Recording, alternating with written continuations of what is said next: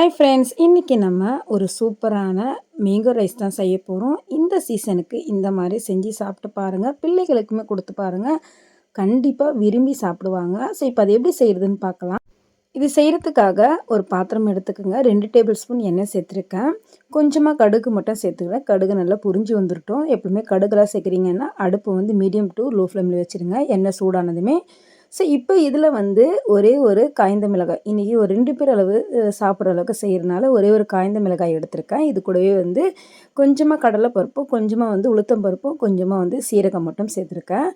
So இது எல்லாமே வந்து மீடியம் டு லோ ஃப்ளேமில் வச்சு தான் நம்ம பொரிச்சு எடுக்கணும். அப்போ தான் வந்து கரிஞ்சு போகாது. அதே சமயத்தில் சாப்பிடும்போது வந்து நல்ல டேஸ்ட்டாக இருக்கும். கொஞ்சமாக வேர்க்கடலையுமே சேர்த்துருக்கேன். எல்லாமே வந்து 6 டேபிள் ஸ்பூன் அளவு தான் சேர்த்துருக்கேன். ஸோ அதுக்கப்புறம் வந்து கொஞ்சமாக வந்து கருவேப்பிலை மட்டும் சேர்த்து பாருங்கள், கலரே மாறல. அதே சமயத்தில் நல்லா சூப்பராக வந்து நம்மளுக்கு பொரிஞ்சு வருது. கொஞ்சமாக வந்து பெருங்காயத்தூள் மட்டும் சேர்த்துக்குங்க. லைட்டாக இந்த மாதிரி மிக்ஸ் பண்ணி விட்டுக்குங்க.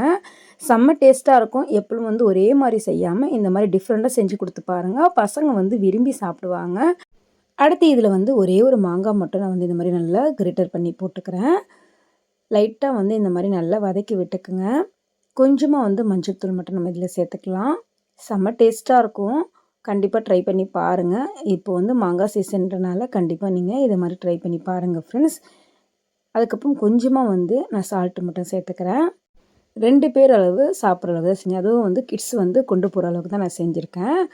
ஸோ நிறைய பேர் சாப்பிட்றாங்கன்னா ஒரு 2, 3 மாங்காய் கூட நீங்கள் இந்த மாதிரி சீவி கூட சேர்த்துக்கலாம். இப்போ இதில் வந்து எப்பவுமே வந்து இந்த மாதிரி வெரைட்டி ரைஸ்லாம் செய்கிறீங்கன்னா சாப்பாடு வந்து ரொம்ப குழைய வச்சிடக்கூடாது. லைட்டாக வந்து இந்த மாதிரி, அதாவது கொஞ்சம் முழுசாக இருக்கிற மாதிரி, அதாவது ரொம்ப வந்து வெறப்பாக இல்லாமல் ரொம்ப குழையாமல் கரெக்டாக பக்குவமாக அந்த மாதிரி வடித்து எடுத்துக்கோங்க. அவ்வளோதான். இந்த மாதிரி கலரி விட்டுட்டு க்ளோஸ் பண்ணி வச்சுருங்க. மேலே மட்டும் கொஞ்சோண்டு கொத்தமல்லி இலை போட்டு ஒரு 5லேருந்து 10 நிமிஷத்துக்கு அப்புறம் வந்து நீங்கள் சர்வ் பண்ணிங்க அப்படின்னா செம்ம டேஸ்ட்டான ருசியான மாங்காய் ரைஸ் ரெடி ஆயிரும். கண்டிப்பாக உங்கள் வீடுகளில் ட்ரை பண்ணி பாருங்கள் ஃப்ரெண்ட்ஸ்.